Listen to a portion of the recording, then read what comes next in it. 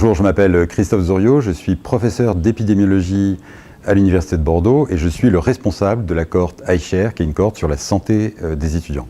Et dans cette présentation, je vais parler de cette cohorte, de l'état de santé des étudiants et notamment de l'état de santé mentale, et vous verrez les chiffres sont très inquiétants, et également de la façon d'essayer d'aborder ce sujet à travers l'utilisation d'outils numériques et en particulier des applications smartphone. Il y a déjà beaucoup de littérature, mais peu de choses concluantes, et c'est un sujet tout à fait passionnant.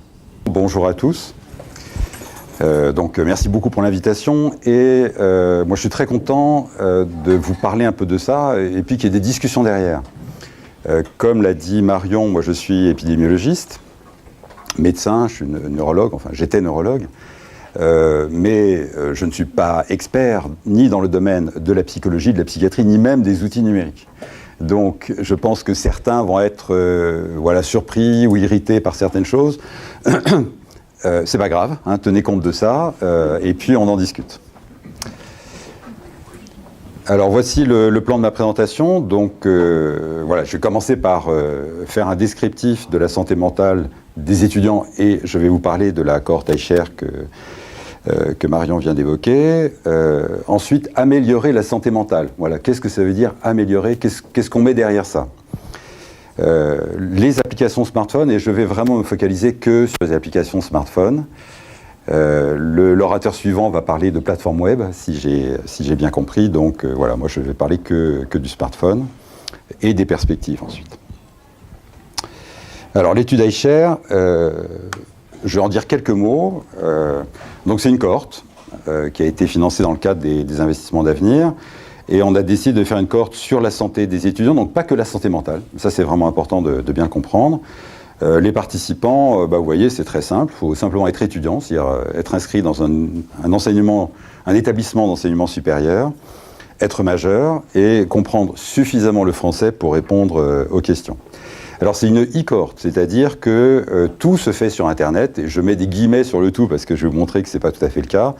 Mais en tout cas, l'information, le consentement et les premiers questionnaires sont sur Internet. Donc ce premier questionnaire dure 45 minutes. On l'a voulu délibérément court parce qu'on s'adresse à une population générale et que si vous voulez faire une enquête en population générale et que vous avez 3 heures d'examen, ça ne marchera jamais. Dans d'autres populations, ça on peut le faire. Hein. Les amis québécois ont un Isola et ils font des examens qui durent plusieurs heures, mais pas dans une population générale comme celle-là. Donc vraiment, j'étais très strict sur cette durée de questionnaire initial. Et puis, chaque année, il y a un questionnaire de suivi sur qu'est-ce qui s'est passé durant l'année, sur les consommations et sur la santé mentale. Alors, on fait quand même un check-up clinique. Ça, on le propose aux étudiants uniquement à Bordeaux, parce qu'il n'y a que là qu'on a pu monter ça. Parce que vous verrez qu'il y a d'autres universités qui participent à cette cohorte.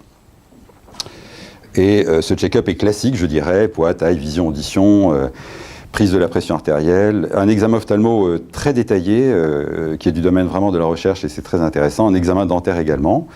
Et puis sur un sous-échantillon, mais je crois que j'ai une dia là-dessus, on a fait une biobanque avec une IRM cérébrale. Et pourquoi ça ne descend pas ?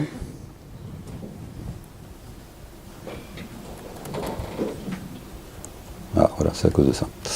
Donc voilà les différents domaines d'études, brièvement décrits. Ils correspondent à peu près aux compétences des chercheurs qui ont mis en place cette cohorte, qui ont écrit le projet initial. Donc vous voyez, il y a plusieurs éléments quand même autour de la santé mentale, stress, dépression, sommeil, mais il y a également tout un volet sur les infections. On travaille avec des gens de Pasteur et qui ont développé donc un axe sur Human Papillomavirus notamment. Mémoire cerveau, car on travaille avec une équipe de neuroscientifiques. Migraine, moi je connais bien la migraine, on a beaucoup travaillé dessus également. Alors l'équipe scientifique, c'est beaucoup d'épidémiologistes. Didier Guillemot, qui est co-investigateur, est infectiologue également. Stéphanie Debette est neurologue comme moi. Bernard Mazoyer est quelqu'un de l'imagerie. On a des psychologues et des psychiatres, Marie Tournier, Sylvana Côté, qui est psychologue à Montréal et également ici, et puis un immunologiste, voilà. Alors, la communication, j'en parle un peu parce que dans les études populationnelles, c'est vraiment l'élément tout à fait essentiel. Il faut que vous fassiez connaître votre projet pour que les participants éventuels y participent. Et puis, elle est aussi essentielle pour la stratégie. Donc, avant même le début, moi, c'est le 3e gros projet que je monte comme ça. Donc, voilà, on a un peu d'expérience avec le temps. Et donc, on a vraiment travaillé sur la stratégie de communication avant même, dès qu'on a eu l'annonce des investissements d'avenir, afin d'avoir une vraie stratégie. Donc, on a travaillé avec des sociétés privées et une identité graphique notamment. Et cette communication, vous en doutez, est quand même largement basée sur Internet et les réseaux sociaux. Et on a également mis en place un système de récompense à l'engagement, pas pour attirer des nouveaux participants, mais bien pour les récompenser. Le plus ils s'engagent dans l'étude et le plus ils reçoivent de points. Et ces points sont échangés généralement contre des places de ciné ou des paniers fruits et légumes, qui est un truc qui marche très très bien à Bordeaux. Non mais c'est vrai, c'est assez curieux, moi j'y croyais pas, mais les étudiants vont prendre leur panier de fruits et légumes, c'est des producteurs locaux, des circuits courts, etc. La communication digitale, c'est évidemment le site internet qu'on a fait et refait à plusieurs reprises et qui est, comme on dit, call to action, c'est-à-dire là on l'a travaillé avec une société spécialisée dans le web communautaire. Ça encourage la personne qui va dessus, ça le met dans un entonnoir pour participer. En réalité, les étudiants vont assez peu sur Internet. Vraiment, le médium encore maintenant principal, c'est Facebook. On est actif sur Facebook. Twitter, c'est plus pour les journalistes, les décideurs, et bien sûr Instagram et YouTube. Donc on a une chaîne YouTube sur laquelle il y a un certain nombre de... Il y a des vlogs, il y a des choses comme ça. Mais on a quand même une communication print sur les campus, avec des affiches, des dépliants, des plaquettes. Et surtout, on a cette communication de pair à pair qui est tout à fait essentielle. Donc, c'est des étudiants relais iShare qui font donc un job étudiant, 10 heures, 15 heures par mois, qui sont bien sûr rémunérés, et qui vont d'une part assurer une animation sur les campus, une visibilité de l'étude, et c'est très important. Donc, vous voyez le principe. Ils ont une estrade, ils ont des goodies, c'est un café gratuit, donc à côté de la machine à café, les étudiants viennent plutôt là. On a mis au point avec eux, c'est plutôt eux qui ont mis au point avec nous les quelques éléments de langage autour de la cohorte. Nous, on avait, vous imaginez, un certain nombre de choses à dire. Nous, non, ça marchera jamais, c'est pas la peine. Voilà, donc on a travaillé avec eux. Ça dure quelques secondes. Et si l'étudiant qu'ils ont en face d'eux est suffisamment intéressé, à ce moment-là, il laisse son adresse mail et nous, on prend le relais. C'est-à-dire qu'on envoie les éléments d'information et d'inscription par mail. Alors, un autre intérêt, je ne sais pas si j'en parle après, non. Un autre intérêt, c'est la remontée terrain. C'est-à-dire que, eux étant sur le terrain, discutant entre étudiants, ils nous amènent des informations également sur comment sont vécues certaines phases, certains modes de communication, les interrogations, et ça, c'est vraiment extrêmement précieux pour nous. Alors, où est-ce qu'on en est? On a plus de 19 000 participants, donc on est vraiment très content du recrutement. Et ici, vous avez le recrutement quotidien. Vous voyez, on s'est beaucoup amélioré au fil du temps. On est passé de 6,5 à 13. Je n'ai pas mis les années récentes, mais voilà, on a bien augmenté. Et donc, on a atteint un effectif qui est quand même tout à fait considérable. Quand je dis on, c'est l'Université de Bordeaux, qui est un peu le leader dans cette histoire, mais on l'a fait avec l'Université de Versailles-Saint-Quentin, Didier Guillemot, donc infectiologue, Elisabeth Delarocque, infectiologue et épidémiologiste là-bas, également à Pasteur. Et puis, le long du chemin, d'autres universités nous ont rejoints, souvent directement, quand il y avait des articles dans la presse, voilà, parce qu'au fond, ça les intéressait de participer à un projet où ils allaient avoir des données sur la santé de leurs propres étudiants, parce qu'on n'a pas du tout d'informations sur la santé des étudiants en réalité, et de comparer ça aux autres universités. Et puis il y en a, notamment Nice, où c'était vraiment parce qu'ils avaient des projets de recherche, et ils nous ont contactés en disant, voilà, on veut faire de la recherche sur la population étudiante, et aidez-nous à monter notre projet, et de fil en aiguille, ils ont participé à iShare. Voilà, on a même une très belle collaboration avec l'Université de Kyoto qui est en train de faire iShare Japan. Et je vous garantis que c'est assez rigolo. Enfin, juste une anecdote. Nous, on a beaucoup de mal à recruter des étudiants. Bien sûr, c'est difficile. Vous allez voir le taux de participation aux alentours de 30%. Et c'est déjà très élevé. C'est vraiment, on est très content de ça. À Kyoto, c'est 100%. Parce que c'est obligatoire de faire une visite médicale chaque année, pour tous les Japonais. Et bien évidemment, aucun étudiant ne se soustrait à ça. Donc c'est des files d'attente. Et ils voient alors je ne sais plus combien ils en ont à Kyoto, mais c'est plusieurs dizaines de milliers, ils les voient en 15 jours. Et donc, ils m'ont montré des photos et c'est très impressionnant parce qu'ils font, voilà, dans des grandes salles. Les étudiants passent de poste en poste avec, bien sûr, aucune intimité d'aucune sorte. Bon, très, très étonnant, mais très efficace. Et on est bien sûr un peu jaloux des 100%, mais bon, je ne suis pas sûr qu'on pourrait vraiment l'adapter en France. Alors, je rentre dans le vif du sujet, mais c'est vraiment plus illustratif que réellement pour discuter des chiffres. Donc, on a utilisé un certain nombre de questionnaires et d'échelles. On peut en discuter à l'infini, hein. Et d'ailleurs, moi, je n'ai pas discuté de ces questionnaires. C'est les psychologues et les psychiatres de l'étude qui en ont discuté entre eux longuement et qui ont décidé de prendre ces échelles-là. Si on prend les seuils habituels de ces échelles, on voit que les étudiants ont un haut niveau de... Enfin, 51% des étudiants sont dans la partie haut niveau de stress, haut niveau d'anxiété pour 25% avec la STAI, une faible estime d'eux-mêmes, 62% dans l'échelle de Maurice Rosenberg que vous devez certainement connaître, dépressivité modérée à sévère, PHQ-9 chez 18% des hommes et 31% des femmes. Là, j'ai mis les deux sexes, mais c'est vrai, quel que soit, comme vous le savez, c'est vrai, quel que soit l'item, il y a toujours une surreprésentation féminine pour les problèmes de santé psychique. Des pensées suicidaires dans les 12 derniers mois, 22%. On a bien sûr une gradation de la sévérité des pensées, mais je ne mets pas tout le détail. Et tentatives de suicide au cours de la vie, 6%. Ce n'est pas des chiffres très étonnants. C'est pas très différent de ce que disent d'autres enquêtes en France, un peu, et puis à l'étranger. Et encore une fois, je discuterai pas des chiffres, c'est juste pour illustrer ce que vous savez tous, mais quand je le montre dans d'autres audiences, ça fait des remous.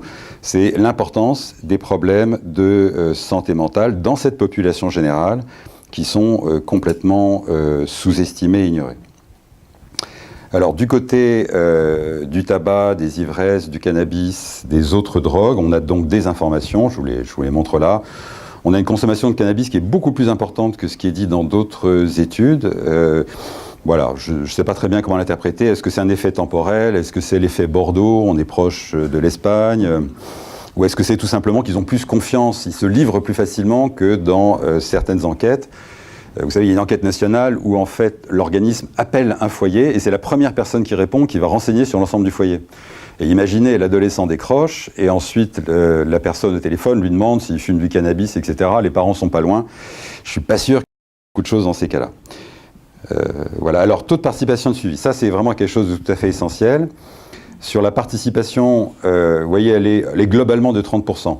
Mais elle va varier en fonction de l'endroit où on recrute les étudiants. On a observé que quand on venait intervenir dans les cours, eh bien, il y avait une participation qui était bien meilleure.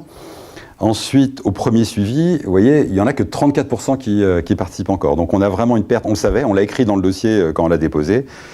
Et c'est le problème de ces populations jeunes. Moi, j'ai travaillé chez les personnes âgées, c'était pas du tout ça, bien sûr. Enfin, Ophélie peut en témoigner. Voilà, donc ils sont assez fuyants et bien sûr, c'est un vrai problème.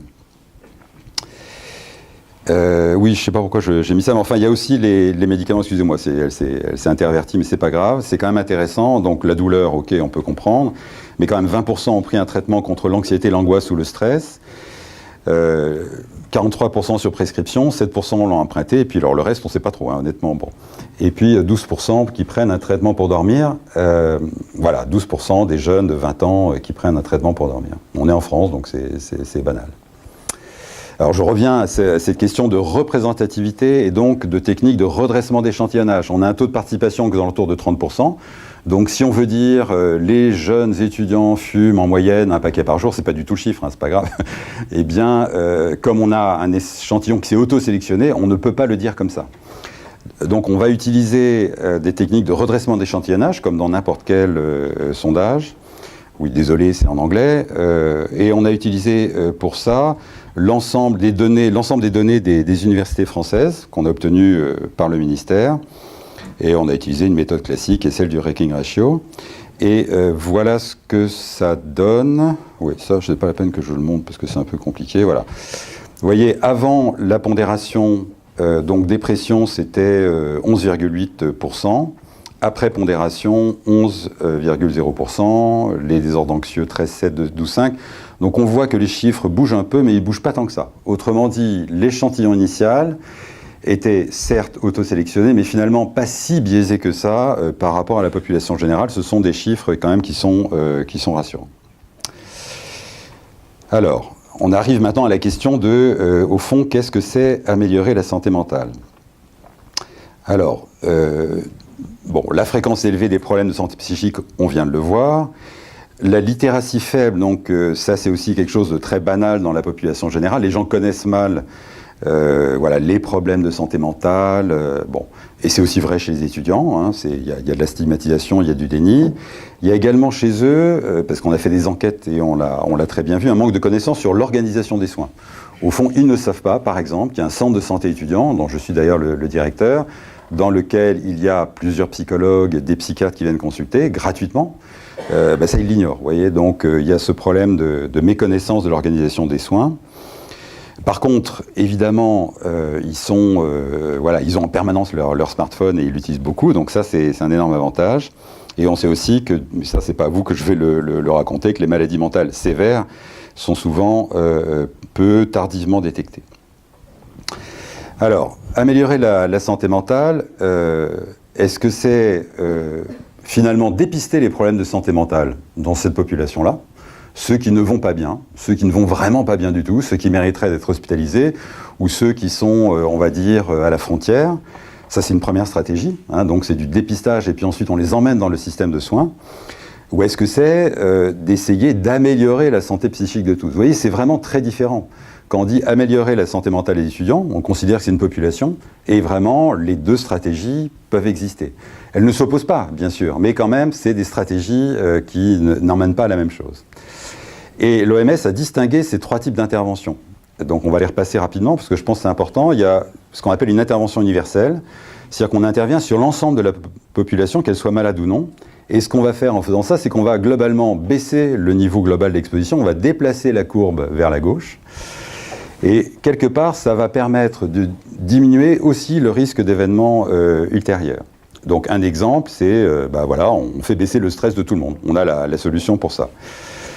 Alors bien sûr, derrière ça, il y a des hypothèses qui sont fortes, c'est-à-dire que, au fond, la maladie est universelle, tout le monde est stressé, mais plus ou moins, et en déplaçant cette courbe vers la gauche, on va vraiment réussir à éviter que des gens s'aggravent et rentrent dans la maladie. C'est onéreux, bien sûr, parce qu'il faut traiter tout le monde, mais du coup, c'est généralisable. Si on l'applique à la population, voilà, on l'applique à la population, on peut ensuite l'appliquer à d'autres populations.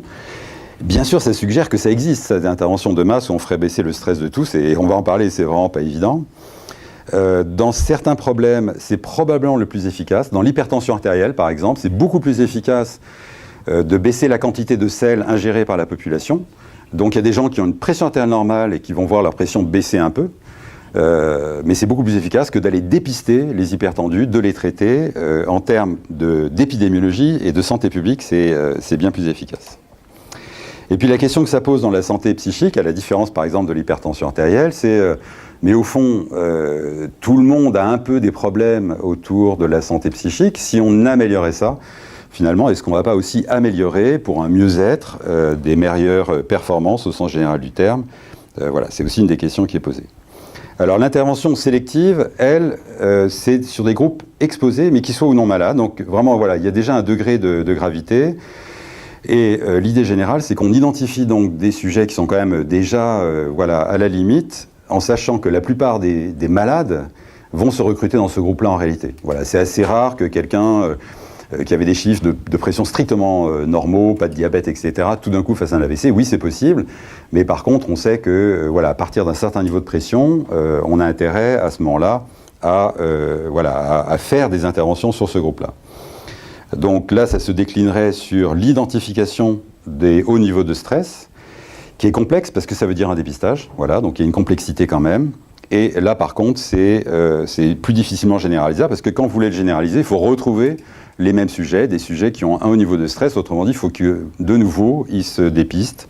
Donc c'est un peu plus compliqué. Et enfin, la troisième intervention, c'est l'intervention dédiée, dedicated, je ne sais pas si c'est le bon terme en français. Là, vraiment, on intervient sur les individus malades, j'en parlais au tout début. Et la question, c'est comment est-ce qu'on les identifie finalement? Et une fois qu'on les a identifiés, comment est-ce qu'on les fait rentrer dans le système de santé? Donc voilà les trois types d'interventions. Alors si on revient aux applications smartphone, vous connaissez probablement déjà ces chiffres. En 1984, il n'y a pas longtemps, plus de la moitié de la population vivait dans des pays avec moins d'un téléphone pour 100 habitants. Et actuellement, les téléphones mobiles sont présents dans 90% des pays en voie de développement et globalement 96%. Donc il y a vraiment une explosion de l'utilisation des téléphones. Il y a actuellement plus de 7 milliards de contrats de téléphonie mobile. Donc ça veut dire qu'il y en a qui en ont plusieurs, comme vous pouvez imaginer. Il y a plus de 8 trillions. Donc les trillions, c'est des milliards de SMS qui ont été échangés en 2013. Et chose intéressante avec les SMS, c'est que presque tous sont ouverts. Et presque tous dans les 3 minutes. Donc si vous avez une intervention à faire et que ça peut utiliser des SMS, c'est vraiment un très bon médium. Voilà. Et par contre, les études utilisant les SMS sont quand même relativement récentes. La première est publiée était en 2002. Alors, pour les applications en santé, il y a eu 660 millions de téléchargements d'applications en santé en 2013, avec un marché qui est colossal, avec une croissance annuelle de 55%. Je crois que c'est un plus gros marché existant actuellement. Il y aurait, alors voilà, à peu près 15 000 applications en santé, dont un tiers sur la santé mentale. Donc vous voyez, on n'est pas pauvre de ce côté-là. Il y a vraiment énormément d'applications en santé mentale. Alors, est-ce que c'est bien, est-ce que c'est pas bien? Oui, les applications peuvent améliorer la santé. Ça a été montré, et ça peut changer les comportements. Et il y a eu, voilà, c'est une méta-analyse de 2012 qui montre que oui, ça a un effet sur le fait de faire plus d'exercice physique, par exemple. Sur la santé mentale, le potentiel est bien sûr colossal en termes d'accessibilité, de diminution de l'appréhension de demander l'aide. Ça, on le voit beaucoup avec les étudiants, surtout les garçons. Voilà, c'est très compliqué pour eux de franchir le pas. Ça permet à l'individu de se prendre en charge lui-même. Voilà, il ne demande pas d'aide extérieure. Donc ça, c'est quelque chose qui est tout à fait intéressant, potentiellement. Il n'y a aucune contrainte temporelle, n'importe quelle heure du jour ou de la nuit, aucune contrainte géographique. C'est très adapté pour les jeunes adultes en situation en recherche d'autonomie. Donc ça, voilà, ça a été aussi très clairement montré qu'ils préfèrent ça que d'autres systèmes. Ça permet de faire des rappels sur les buts et sur les motivations, ce qui est très précieux, parce qu'on sait très bien qu'entre 2 séances, voilà, il y a une perte une perte de tout, de motivation, de connaissances. Et bien, l'application peut intervenir là. Il peut y avoir un système de récompense, j'en parlerai aussi un petit peu après, et ça c'est très précieux, et enfin c'est un coût faible. Donc on voit bien l'énorme potentiel pour ce qui est de la santé mentale, au sens de santé mentale de la population générale. Mais elles peuvent aussi avoir des effets négatifs. Un qui a été décrit par pas mal d'auteurs, c'est le fait de labelliser, même de s'auto-labelliser comme ayant une maladie mentale. C'est très négatif, très stigmatisant, ça fait perdre la confiance en soi. Donc il y a un vrai danger avec des apps qui trop rapidement diraient que bah oui, vous êtes déprimé, vous êtes hyperactif ou que sais-je. Elles peuvent aussi mal orienter et ralentir une prise en charge nécessaire. Voilà, on peut bien sûr tout à fait craindre ça avec certaines applis. Mais surtout, le vrai problème, c'est que pour l'instant, elles n'ont pas encore fait la preuve de leur efficacité. Du tout. Il y a eu des centaines, comme on l'a vu tout à l'heure, d'apps en santé mentale et qui ont été analysées dans 2 méta-analyses, la Danker en 2013 et Grist l'année dernière. Revue exhaustive, uniquement 5 essais randomisés dans la première analyse, et aucune des applications ayant été impliquées dans un essai randomisé n'est en fait sur le marché. Donc, vous voyez, il y a 5 essais randomisés qui montrent un intérêt modeste, mais quand même, et pour autant, elles ne sont quand même pas sur le marché. Chez les enfants et adolescents, donc ça c'est la méta-analyse plus récente, même chose. Il n'y a eu que 2 petits essais, enfin petits en termes de taille, randomisés non conclusifs. Aucune recherche sur l'évaluation. La faisabilité était bonne, mais l'utilisation tout à fait modérée. Et une des phrases de cet article, c'est que, étant donné le nombre et la vitesse à laquelle les applis en santé mentale sont diffusées sur les stores, il faut absolument qu'il y ait des études méthodologiquement robustes pour évaluer leur sécurité, leur efficacité et leur effectiveness. Alors, parlons-en un peu de ces termes-là. L'efficacité, parce que vous allez voir, c'est complexe, c'est facile de dire, mais il faudrait que, mais quand vous voyez un peu ce que ça veut dire, c'est une autre histoire. L'efficacité, c'est la mesure de ce que produit une intervention dans des conditions idéales. C'est vraiment l'essai randomisé. Voilà. Et il faut commencer par là. Si vous n'avez pas une démonstration d'efficacité, vous êtes quand même pas dans de très bonnes circonstances. Mais derrière ça, il y a aussi l'effectivité. Effectivité, c'est est-ce que ça marche toujours une fois qu'on est dans des circonstances ordinaires? Vous voyez, ça peut être quelque chose de complètement différent. Dans les essais randomisés, les patients sont ultra sélectionnés, quelles que soient les pathologies, et à la fin, ce qu'on trouve dans un essai randomisé, même très bien fait, avec des P très faibles et un New England, ça peut très bien ne jamais s'appliquer à la population générale, tout simplement parce que voilà, c'est un genre d'élite de patients qu'on ne voit jamais en réalité dans la population générale. Et puis il y a l'efficience aussi, c'est-à-dire finalement, ça marche et ça marche en population générale, mais est-ce que ça marche bien, quoi? Est-ce que ça a vraiment un input ou pas? Voilà. Et ça, c'est aussi des questions qui se posent de façon très générale. Je ne suis pas en train de parler uniquement des apps en santé mentale, mais c'est des questions très classiques.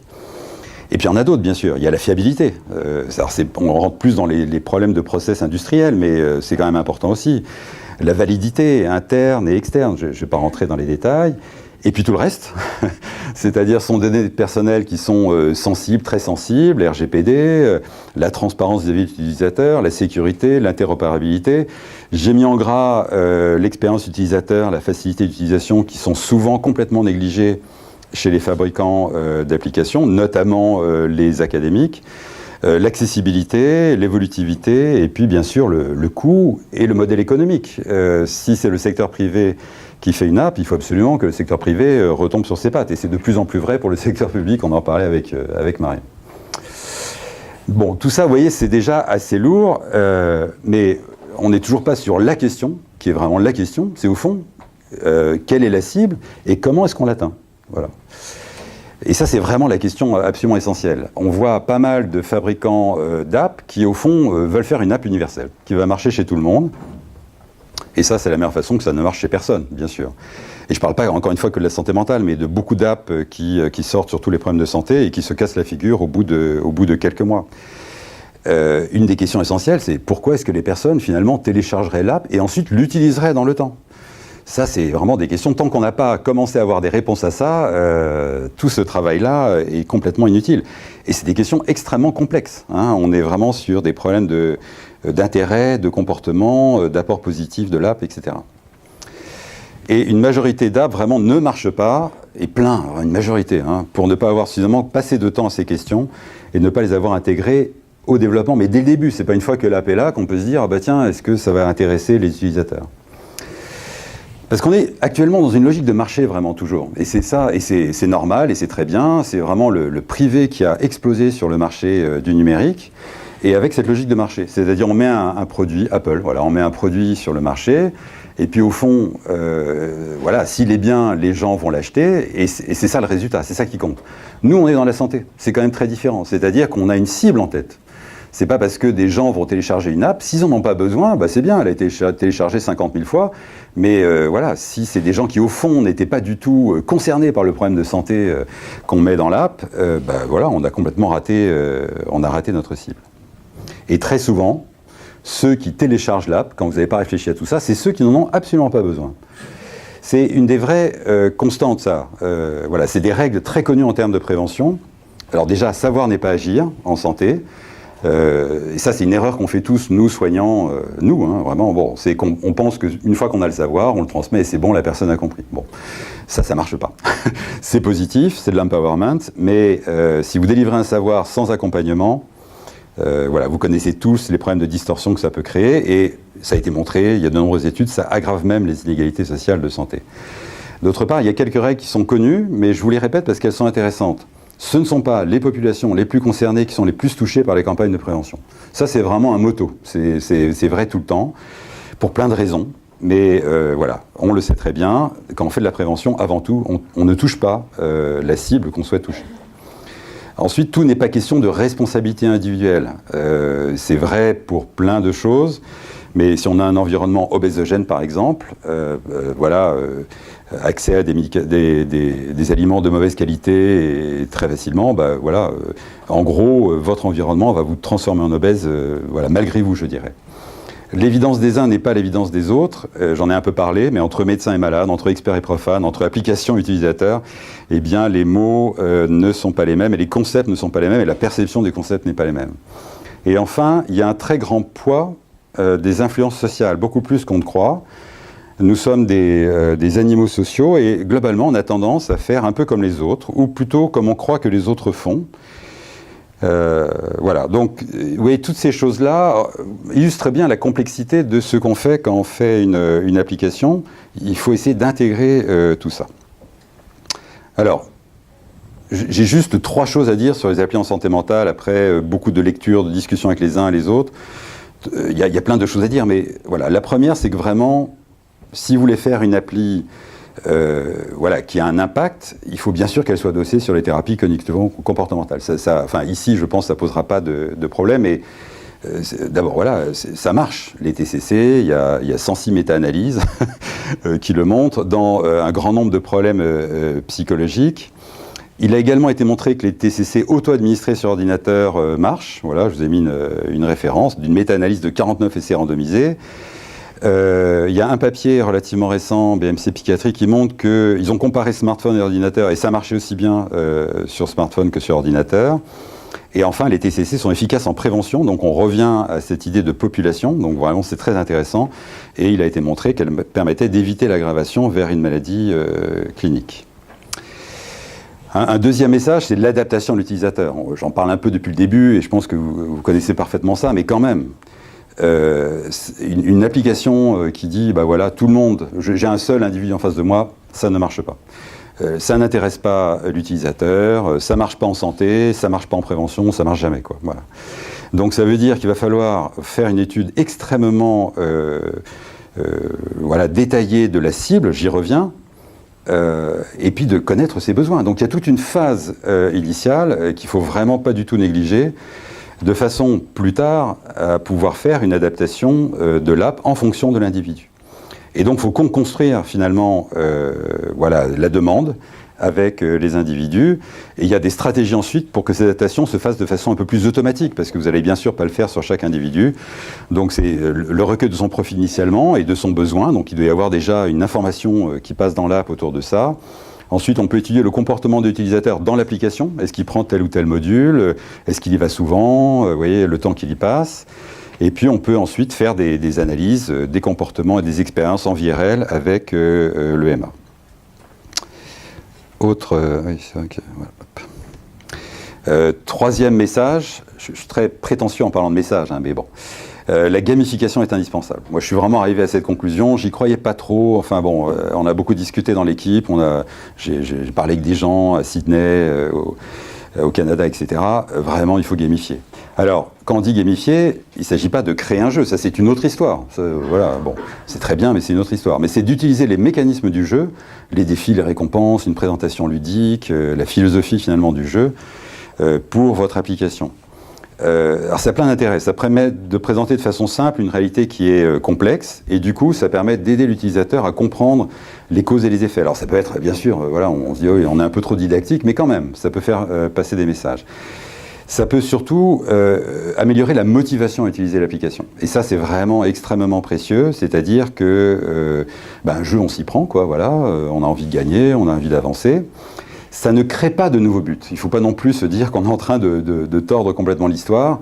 Un utilisateur qui a des buts, on ne va pas lui en créer des nouveaux avec avec une application gamifiante, mais par contre, ça va servir de motivation pour atteindre les buts qu'il s'est lui-même donné. Donc ça a été très clairement montré par Burke dans son bouquin en 2014, et c'était vraiment tout à fait clair. Alors il y a même une démonstration sur le relargage de dopamine dans le jeu Nature 98. Et d'une façon générale, la gamification, c'est vraiment très utile pour s'amener à répéter des tâches, on joue, jusqu'à ce que finalement on forme une habitude sans même chercher à le faire. Et un point qui est intéressant, je trouve, et plusieurs chercheurs le disent, c'est qu'en fait on choisit des défis plus importants quand on est dans un jeu, pour soi-même, hein, voilà, que si on était en interaction avec un soignant et qu'on voyait un peu quel but on pouvait se donner. En fait, on va plus loin dans le jeu. Alors, je vous ai juste montré quelques exemples, enfin vraiment 2-3 exemples d'applications actuellement. Il y a, et vraiment, j'en ai pris comme ça, hein, c'est pas... Donc il y a Stop Blues, qui est une appli française, et on ne va pas passer tout ça en détail, mais en gros, il y a des questionnaires d'auto-évaluation, donc ça, on en a parlé, c'est important. Un suivi de l'humeur sous forme d'échelle de Likert, bon. Une cartographie de l'aide à proximité, et puis des boutons d'urgence. Donc on voit bien que tout ça est utile. Donc voilà quelques saisies d'écran. Alors on peut toujours discuter de ce que je lis, pas je lis, mais enfin bon voilà. Alors elle est gratuite, elle est développée par le secteur académique, elle est en lien direct avec la recherche, ça permet un suivi de l'humeur, il y a des réponses à des questionnaires, les données sont stockées, sécurisées, c'est sur iOS et Android. Donc tout ça c'est bien, mais pas de gaming et pas d'adaptation à l'individu. Voilà. Et je dirais pas beaucoup de TCC non plus, c'est abordé mais de façon un peu light. Catchit, elle est beaucoup plus justement sur les thérapies cognitivo-comportementales, puisqu'il va y avoir un constat de base, une interprétation de l'humeur ressentie, essayer de comprendre ce qui a entraîné une émotion, essayer de prendre du recul. Vous voyez, donc tous les éléments qu'on retrouve dans les TCC, ça c'est bien développé dans cette appli. Donc voilà, de nouveau des saisies d'écran, mais voilà, de nouveau, moi j'ai pas grand chose à en dire, il faut vraiment utiliser l'appli pour voir sa fonctionnalité. Donc elle a vraiment des bons aspects. Bon, elle est qu'en anglais, ça c'est un petit souci. Elle n'est que sur Android, donc ça c'est aussi un petit souci. Et de nouveau, pas de gaming, pas d'adaptation à l'individu. Donc je doute un peu, moi, quand je vois ces applis, de est-ce qu'elles marchent, c'est-à-dire est-ce que les gens vont y aller. Il y a la curiosité initiale, mais ensuite est-ce qu'ils y restent. Vous voyez, s'il y a rien d'autre que de dire quelles sont ses pensées et qu'on n'en ressent pas nécessairement tout de suite un intérêt, je ne crois pas que ça puisse marcher beaucoup. Et d'ailleurs, il y a pas de, voilà, encore une fois, il n'y a pas de succès de ces applis. Alors Delio, bon, je vais passer un peu vite parce que je n'arrive pas à suivre l'heure, mais je ne pense pas que ce soit, je sais pas, juste. Je vais aller plus vite. Donc voilà, une application santé, ce n'est pas une petite entreprise, hein, vous l'avez compris. Il faut qu'il y ait un adossement sur le corpus théorique de l'intervention en santé mentale. Il faut bien comprendre la cible et les besoins, construire à toutes les étapes. Il faut nécessairement des gens de différentes disciplines et finalement des moyens importants. Voilà ce qu'on sous-estime souvent. Des compétences importantes. Et moi, je crois que pratiquement à chaque fois, il faut qu'il y ait un partenariat entre secteur académique et secteur privé. Sinon, on ne s'en sortira pas. Chacun ses spécialités, chacun ses compétences et il faut y aller ensemble. Alors, j'ai quelques dias sur des perspectives, mais vraiment, voilà, je vais passer celle-là. Je vais aussi passer celle-là. Voilà. Je vais aussi passer celle-là. Juste pour vous montrer, parce que c'est amusant, avec un chercheur de Cincinnati, Jason Eckenfeld, qui est venu faire un sabbatique chez nous. Il travaille sur des patchs qu'on met sur la peau et qui analysent la sueur. Il dit en rigolant, la sueur c'est beaucoup plus intéressant qu'on ne croit. Et en fait, donc il arrive à analyser sur une goutte de sueur énormément de choses, et notamment, il est sur le point d'y arriver, de doser le cortisol. Donc vous voyez un peu l'intérêt que ça pourrait représenter pour nous, plutôt que de s'embêter à doser le cortisol le matin, à telle heure, avec des cotons, etc. Enfin, le truc très compliqué qui fait qu'on s'en sert pas, alors que c'est vraiment c'est pertinent, il n'y a pas de doute. Et bien là, vous le mettez sur la peau, vous gardez et vous avez l'enregistrement du cortisol en vie réelle et pratiquement en continu. Donc voilà, on est en contact, il a commencé à le tester sur quelques volontaires et dès qu'il va passer à une phase où ce sera possible, on va le tester dans iShare et on est bien sûr tous très excités par cette idée parce qu'en plus, les étudiants c'est génial, on a une période qui s'appelle les examens où on sait que le niveau de stress est très élevé. Donc c'est parfait, on peut vraiment regarder comment ça se passe et c'est vraiment très intéressant. Autre perspective globale, mais vraiment c'est juste pour vous donner, et peut-être pour vous faire réagir aussi. Dans iShare, on est impliqué dans un projet qui s'appelle Présidio, qui est un autre projet d'investissement d'avenir, mais cette fois de la Direction Générale des Entreprises, dans un appel d'offres Cloud Computing et Big Data. C'est donc un consortium industriel avec des gens, des ex d'IBM, etc., et dans lequel on est. Et le but général, c'est la prédiction de la survenue d'événements de santé chez des personnes atteintes de dépression, par l'analyse de données multiples, les données individuelles, les réseaux sociaux, bases de données en santé et géolocalisation, donc ce qu'on appelle le numérico. Alors quand on dit ça, on se dit ouais, c'est pas mal, sauf que il y a des choses faciles, le site web, les questionnaires, tout ça, c'est réglé. Il y a des choses plus compliquées, notamment l'idée c'est de géolocaliser les gens sans utiliser le GPS, c'est-à-dire sans faire fondre la batterie. Donc un des membres du groupe, c'est des gens qui sortent de Stanford, du MIT, etc., qui ont trouvé la solution, ça y est, ça existe. Il y a des aspects réglementaires, éthiques. Parce qu'en gros, l'idée, c'est, écoutez, madame, monsieur, on va regarder tous vos messages, tous vos SMS, on va les analyser, une analyse lexicale, sémantique. On va regarder tout ce que vous faites sur Internet, tous les sites où vous allez. on va regarder tous vos contacts et voir les interactions que vous avez avec eux. Je ne sais pas si, quand on vous dit ça, moi j'ai téléchargé l'appli, hein, parce que voilà, mais quand même, c'est complètement flippant, quoi. Hein, bon. Alors ça pose des problématiques. Est-ce qu'on peut vraiment faire ça, notamment avec une personne déprimée? Et puis ça pose bien sûr des problèmes de communication et de participation. Comment vous allez raconter ça sur le fait que c'est vraiment la solution pour effectivement avoir ce numérico, mais que peut-être avec ça, effectivement, on peut prédire le risque de rechute, par exemple, de dépression, bien avant que la personne aille voir un psychiatre, parce qu'on aura observé un ralentissement ou une tonalité négative dans ses messages, enfin, toutes choses que vous pouvez imaginer. Voilà, donc ça, c'est des projets vraiment très challenging, comme on dit, et c'est assez rigolo de participer à ça, mais ça fait un petit peu peur en même temps.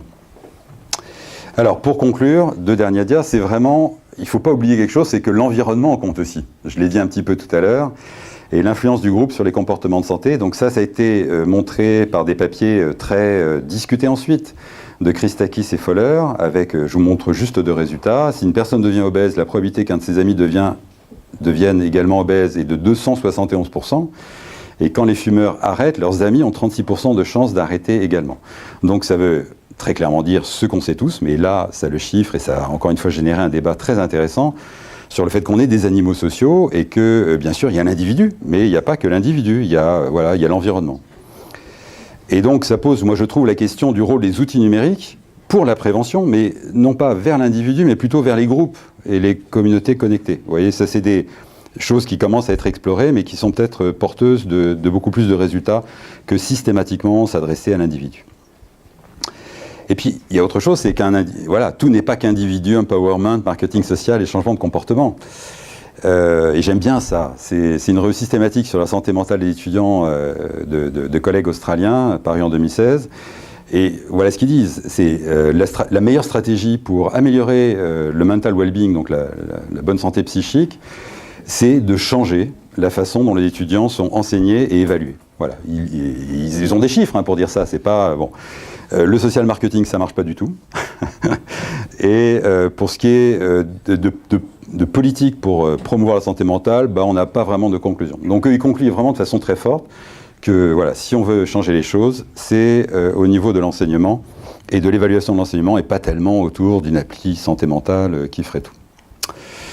Voilà, je vous remercie.